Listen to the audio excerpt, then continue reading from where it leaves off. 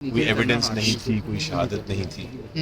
انہوں نے یہ کہہ دیا کہ آپ کو نہ ہم حق دیں گے کہ وکیل آپ کے پیش ہو سکیں، نہ حق دیں گے کہ آپ کوئی جرا کر سکیں، نہ حق دیں گے کہ آپ کوئی اپنی شہادتیں پیش کر سکیں، نہ پروسیکیوشن کی سائڈ سے کوئی ایویڈنس آیا. عجیب و غریب سی کہانی بنا کے 20 دن میں 2 کنوکشنز کر دی.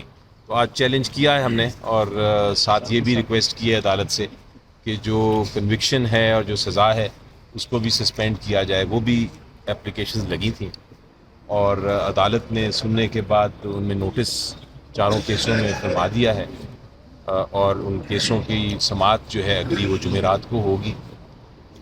انشاءاللہ ہمیں امید ہے کہ کیس ہم جیتیں گے، اور یہ بھی امید ہے کہ عمران خان صاحب ان دونوں کیسوں میں، سائفر کیس میں بھی اور توشہ خانہ کیس میں بھی، اور بشرا بی بی بھی ان کیسوں میں انشاءاللہ وہ ان کو فتح ہو. علی ظفر صاحب جب سے خان صاحب اندر گئے ہیں ڈیالہ جیل کے اندر، تب سے ہم دیکھ رہے ہیں جب بھی سماعت ہوتی ہے آپ لوگ جب نکلتے ہیں کافی زیادہ پر امید ہوتے ہیں. کہا جاتا ہے کہ خان صاحب نکلنے والے ہیں.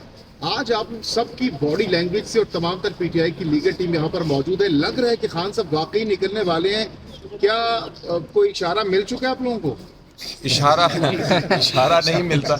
آپ کا کیس کی فائل دیکھ کے آپ پر امید ہو جاتے ہیں. جب فیک کیس کی فائل دیکھتے ہیں اور اس میں دیکھتے ہیں کہ کسی قسم کی گنجائش نہیں کہ جو سزائیں ہیں وہ قائم رہیں گی، ہر قسم کی ممکن کوشش کر لی ہے پروسیکیوشن نے.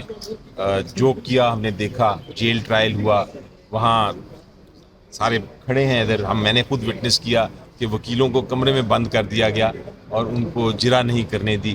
تو یہ اس قسم کی جب چیزیں آپ ریکارڈ پہ دیکھتے ہیں تو کوئی شک نہیں رہ جاتا کہ یہ اپیل انشاءاللہ ہماری ایکسیپٹ ہوگی. اسی لیے آپ ہر ایک کی شکل پہ مسکراہٹ دیکھ رہے ہیں. سر کیا ہم سمجھ سکتے ہیں کہ یہ ساری پریکٹس جو تھی صرف اور صرف عمران خان کو الیکشن سے باہر رکھنے کے لیے تھی؟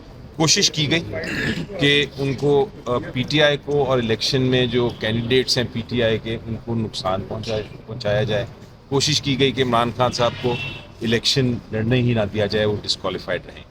جہاں تک ڈسکوالیفیکیشن کا تعلق تھا وہ تو شاید کامیاب ہو گئے ان سزاؤں کی وجہ سے، لیکن جو الیکشنز تھے وہ آپ نے دیکھ لیے. لوگوں نے کہا کہ یہ سزائیں کے باوجود، جو مشکلات ہیں ان کے باوجود ہم نے ووٹ کرنا ہے، اور ہم نے vote P T I Imran Khan صاحب کو کرنا ہے.